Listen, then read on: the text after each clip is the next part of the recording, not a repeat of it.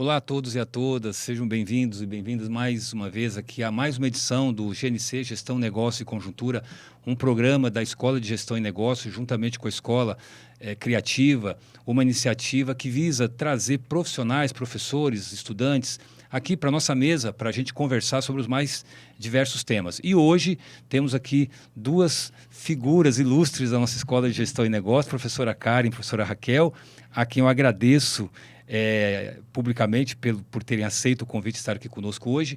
E a ideia é a gente discutir o tema da comunicação e o tema da sustentabilidade, um tema que está na pauta das empresas, principalmente nesse cenário hoje de sustentabilidade social, sustentabilidade ambiental e, sobretudo, econômica. Então, para falar sobre isso, temos aqui a professora Raquel, que vai nos compartilhar suas experiências, suas percepções sobre esse tema, considerando que teremos COP. E o Brasil sediará essa COP ao final do ano agora, né, no Brasil, então um momento muito propício para a gente discutir isso. E também, nesse sentido, ter uma comunicação assertiva é fundamental para que essas ações de sustentabilidade surtam efeito. E para tratar desse assunto da comunicação, temos aqui a professora Karen. Muito obrigado, professora Karen, por estar aqui conosco. Professora Raquel, começando por você, qual é o estado da arte hoje da sustentabilidade das empresas? O que nós podemos esperar do Brasil nesse contexto, então, dessa COP que o Brasil sediará? Bem, boa noite, obrigado pelo convite. Obrigado por participar aqui com a professora Karen e contigo aqui nessa conversa. Bom, o Brasil ganha destaque agora mundial, né? Então, ele chama atenção para si e é claro que nós não temos as melhores condições para falar em sustentabilidade, mas com essa atenção que trazemos para o nosso país, eu acho que o movimento que está se fortalecendo no entorno desta COP, né, na preparação para a COP, tanto o movimento governamental, público, do setor público, quanto do setor privado também, e terceiro setor, todos se mobilizando para isso e tentando arrumar a casa, fazer a lição de casa para poder receber pessoas de fora, né? Professora, a sua perspectiva é que tenhamos sucesso nessa empreitada. Eu estou dizendo isso porque em 2013, 2014, quando nós sediaríamos a Copa do Mundo, ouvíamos muitas pessoas falarem que nós não daríamos certo sediando a Copa do Mundo e nem a Olimpíada. E acabou dando tudo certo, né? Uhum. A sua expectativa é que vai dar certo também com a COP? Vai dar certo, temos que fazer dar certo, não é? Absolutamente. Professora Karen, você como especialista da comunicação, a gente entende que o profissional, independentemente da área que ele atue, seja na área de sustentabilidade ou seja na área de negócios, enfim, ele precisa ter uma comunicação eficaz, né? E quando nós falamos de comunicação assertiva, até para levar a cabo essas agendas, porque, veja, nós temos uma contradição, né? O mundo fala de sustentabilidade, mas o mundo pratica pouca sustentabilidade. E tem uma estatística na minha cabeça, que eu gostaria de estar errado com essa minha estatística, né? Que a nossa produção de lixo cresce a 8% ao ano e a sustentabilidade, a reciclagem cresce a 1% ao ano. Ou seja, nós estamos enxugando gelo. Seria um problema de comunicação ou seria um problema de consciência? Boa noite, é isso que eu queria que você falasse um pouco. Primeiramente, boa noite, professor Volney, professora Raquel. Agradeço também o convite, né? Muito obrigada por essa oportunidade. Eu acho que sim, né? Um pouco de tudo. E a comunicação, ela está interligada com tudo, em todos os setores. É o ponto-chave aí, né? De praticamente tudo que a gente vem a fazer e participar. A comunicação assertiva, e assim, falando propriamente do profissional assertivo, ele é altamente requisitado hoje numa boa empresa, numa organização que realmente pensa na sustentabilidade, que pensa em todos esses fatores, né, que estão aí tão em alta, né? A assertividade, o profissional assertivo é aquele para quem, né, às vezes nunca ouvi falar nesse termo, é aquele que vai direto ao ponto, fala com clareza, mas ele usa de educação, ele tem bom senso, ele não é agressivo e nem submisso ao conversar, né, com os seus colaboradores. E isso é muito importante. Então, é uma capacidade que todos nós podemos desenvolver. Então, por meio de observação, por meio de atenção, de vivência, valores que nós, né, temos e conseguimos nos tornar melhores se, né, dermos aí uma atenção especial para esse tipo de comunicação. O velho Chacrinha, ele dizia, né, que quem não se comunica se entrumbica, né, que era uma frase clássica dele. Que é um pouco isso, né? Eu percebo muitas vezes que os entraves e as más resoluções, elas são muito em função dessa má comunicação, né, professora Raquel? Na sustentabilidade, né, quando nós estamos falando de país, nós temos assistido aí vários fóruns internacionais de debate e discussões, né? É uma curiosidade, né? Eu imagino que os países, né, os representantes, seja os presidentes da República, os primeiros ministros, eles vão com uma agenda, né? Com uma agenda. Tem algum cacuete assim da sustentabilidade, alguma fala de efeito, por exemplo, que funciona para você convencer, por exemplo, o outro da importância da sustentabilidade? Não. Sim, na atualidade, todo mundo fala muito sobre os ODS, né? Os 17 ODS, que são os Objetivos de Desenvolvimento Sustentável estabelecidos pela ONU, pelos países membros, que acabou por estabelecer uma agenda chamada 2030, ou 2030, né? Que é o prazo, vamos dizer assim, para que os países, as nações, procurem atingir os objetivos e as 169 metas desses objetivos. Então, hoje em dia, se fala muito nisso. Acho que esse é o cacuete do momento, não é?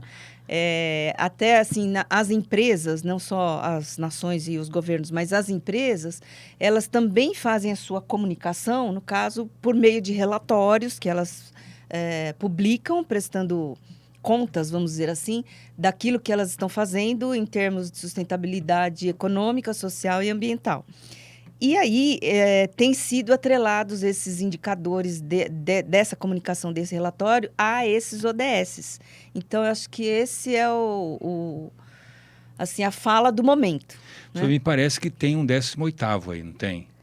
Estão pensando no 18º? Me parece que o Brasil, inclusive, estava intermediando essas negociações de incluir uma nova pauta, que acho que era de combate à fome, mas ela já está inserida né? Já está, é uma combate delas. à fome, sim. Eu acho que era de minoria, se não me falha a memória. Tem uma outra, uma 18ª aí. Desconheço. Tá. Mas, enfim, eu ouvi isso em algum lugar. Mas eu queria, ainda nessa questão da comunicação, aliás, eu fico vendo os relatórios que são produzidos pelas empresas, né? São relatórios muito bem escritos, né? São. E eu fico pensando assim, quem será que escreve isso, né? Porque dá muito trabalho, né? Eu já tive a oportunidade de ter que escrever relatórios, por exemplo, para reuniões que eu ia participar.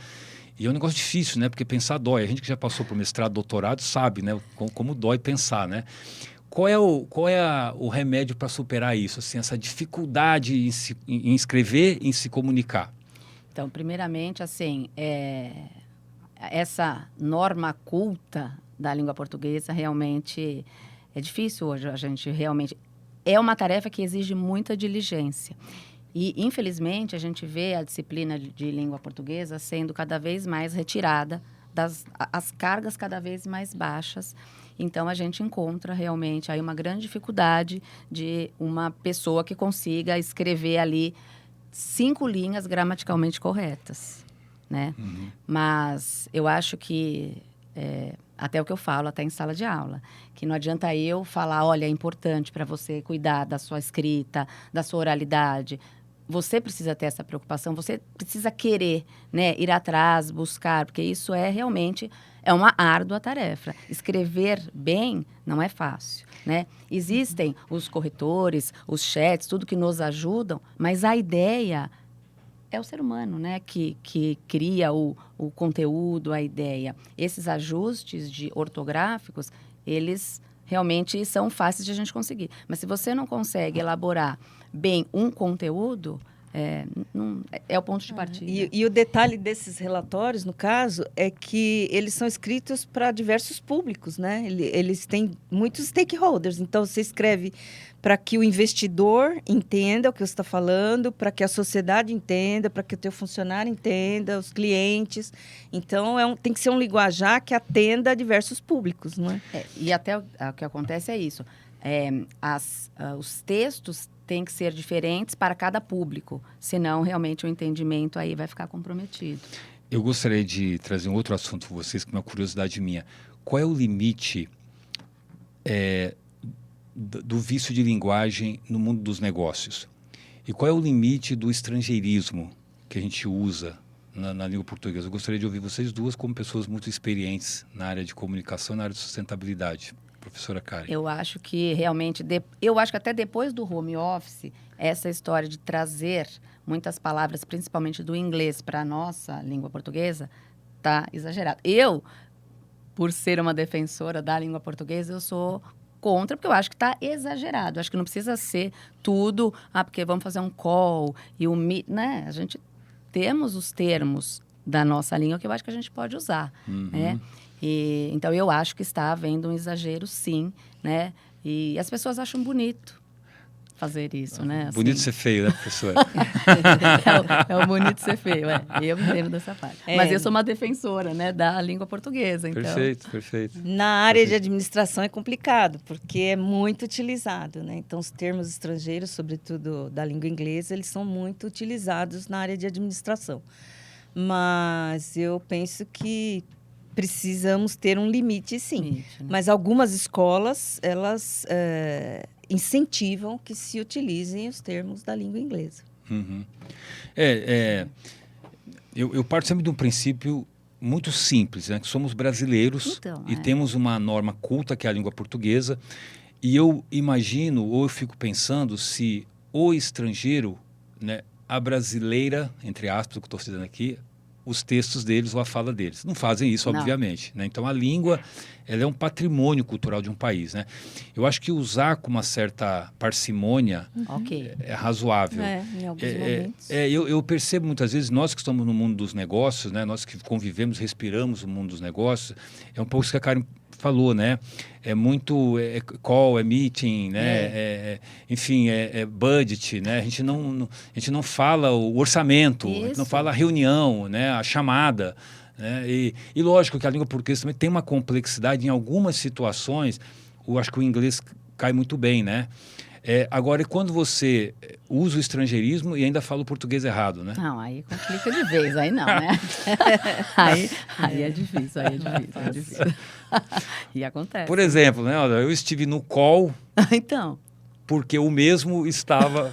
Se o mesmo é complicado. O mesmo não é legal. Não Vamos usar o pronome ele, né? Os pronomes demonstrativos no lugar de ser o mesmo. O mesmo, se você colocar num texto assim, uma vez, assim, ok, não tem problema.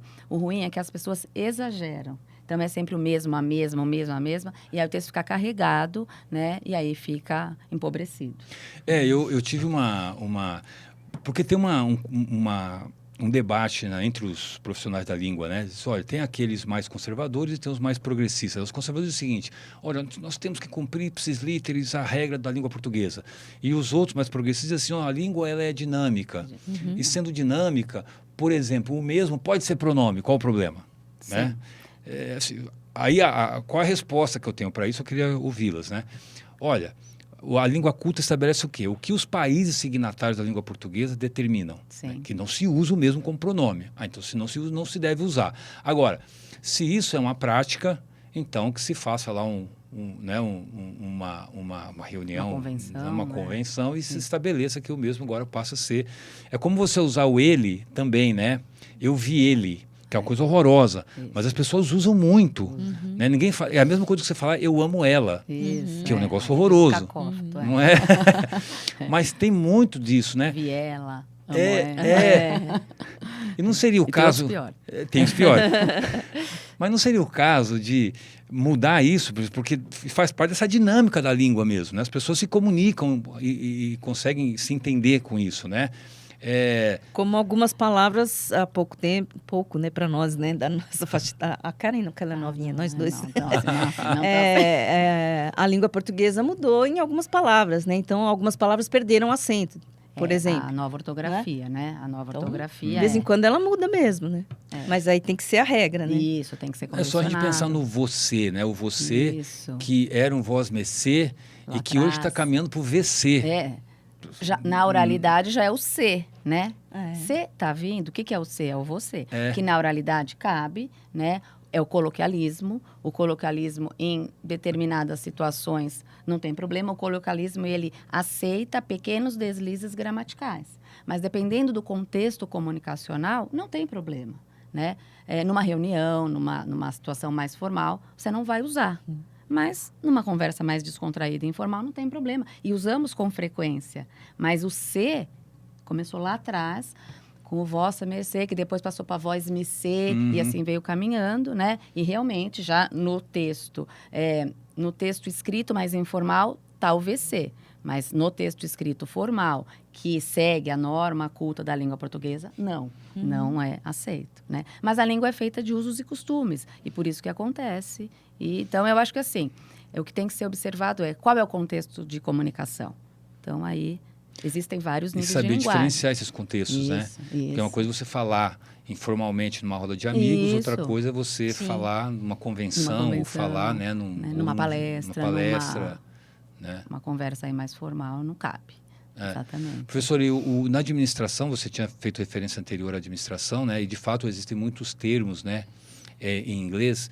E eu sei que você participa aí dos programas, né, Distrito Sense, doutorado. Imagino que você oriente muitos jovens, né, que estão aí caminhando no mestrado, no doutorado. Como é que é a sua experiência? Como você tem observado esse público quanto à linguagem, quanto ao pensamento crítico, ao pensamento científico? Você encontra muitos vícios ou muitos problemas ainda que são muito comuns na graduação, por exemplo, ou eles já chegam bem melhores?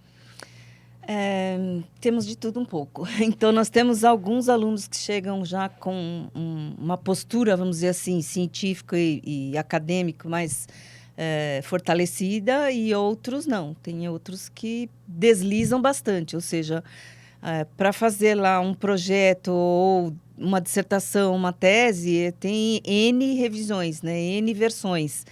Mas alguns chegam bem preparados, mas a maioria precisa desse aprendizado de como escrever para uma coisa tão formal e acadêmica, que é uma tese de doutorado, por exemplo. Né? E os projetos que estão vinculados à sustentabilidade, por exemplo? Você tem, imagino, coordenado trabalhos nessa linha, né? Sim. E qual é o tema que tem chamado mais atenção, que tem sido objeto assim, de estudo, com mais frequência? A sustentabilidade, como nós falamos, né? São pelo menos 3 dimensões aí que nós consideramos, que é a econômica, social e ambiental. Então, por exemplo, tem agora uma aluna que está estudando pessoa em situação de rua. Então, ela pega mais o recorte social. Né?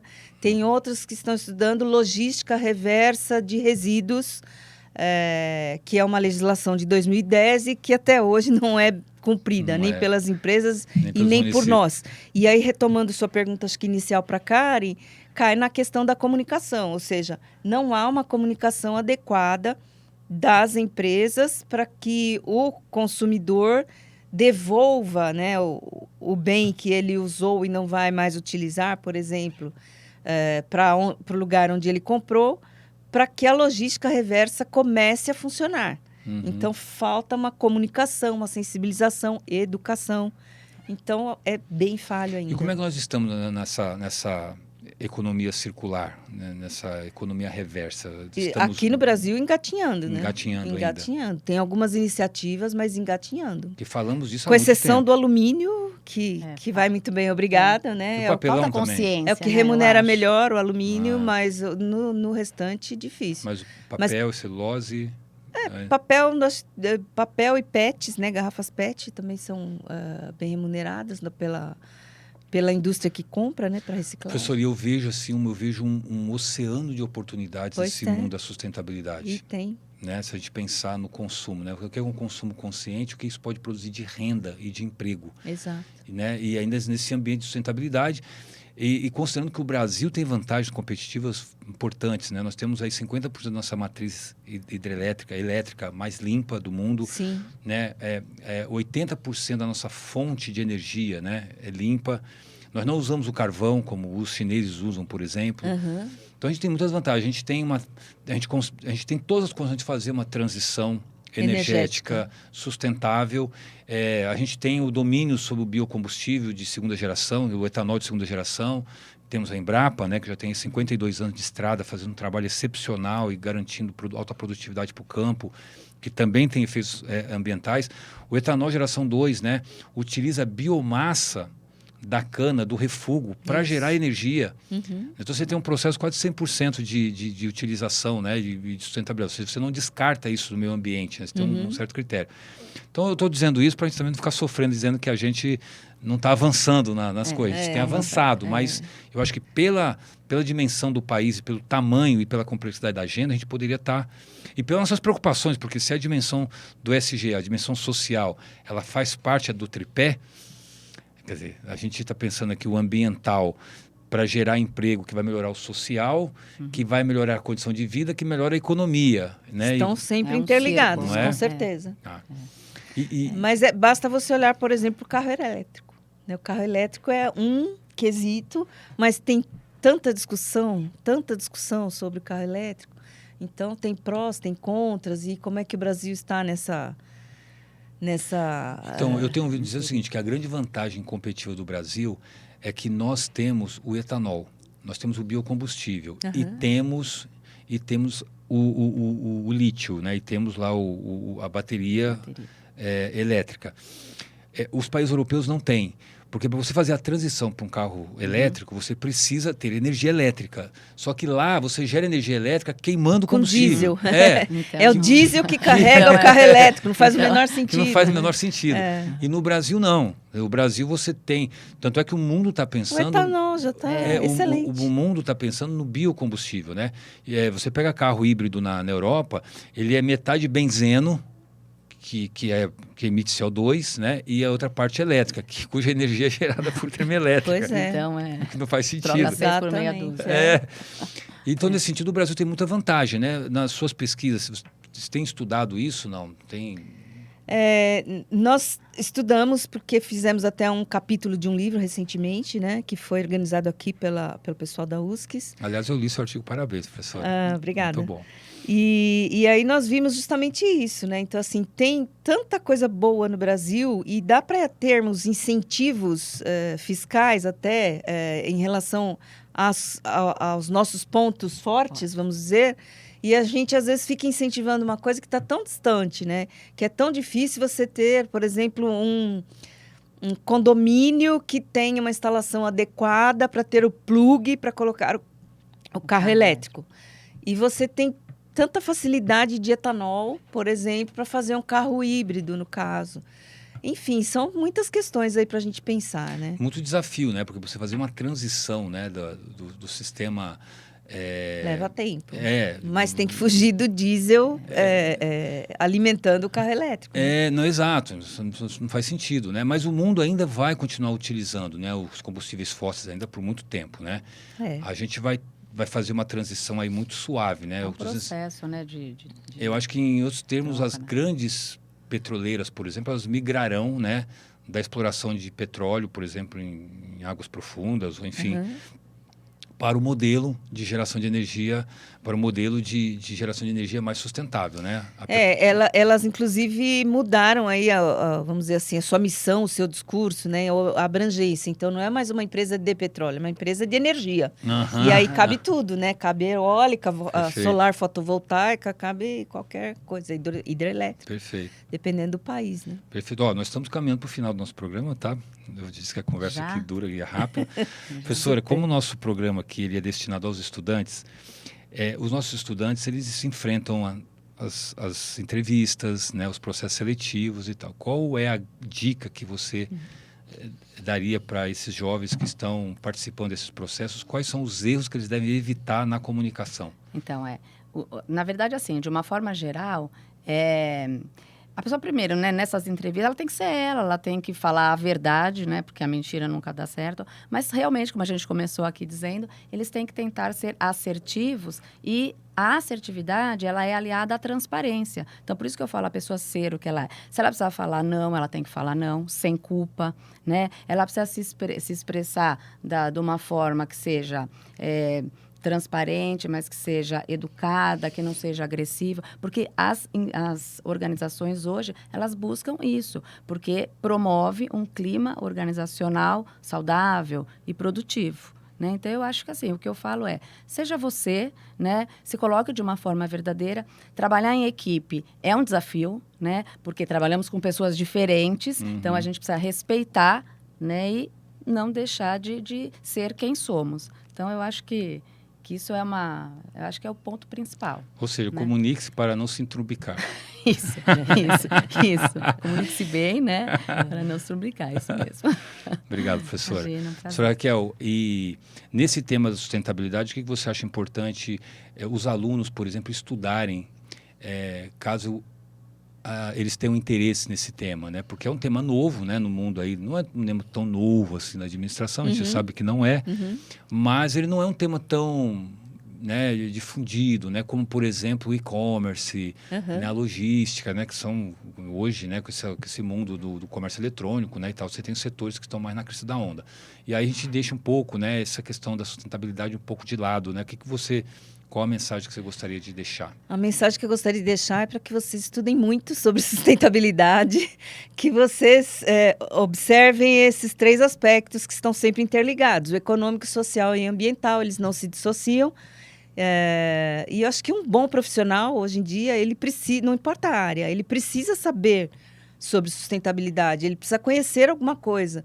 Então, assim, não importa se você está... há 15 dias atrás, eu estive com o pessoal da medicina, da USCS, falando sobre sustentabilidade. Então, não importa se você está na engenharia, na administração, na medicina, na pedagogia, enfim, tem que saber sobre alguma coisa, né? Não dá para você ser um profissional do mundo contemporâneo e dizer não sei nada sobre tal assunto, né? Ou seja, não pode ter dúvida do que seja ESG. E se tiver dúvidas, corre atrás. E se tiver dúvida, pergunte, porque hoje Sim. nós temos inteligência artificial Sim. que melhora a nossa comunicação, Melhora a nossa inclusive, né? Porque né? A gente sempre tem que ver se a informação é correta, mas Claro. é um grande aliado. Exatamente. Não tem como negar.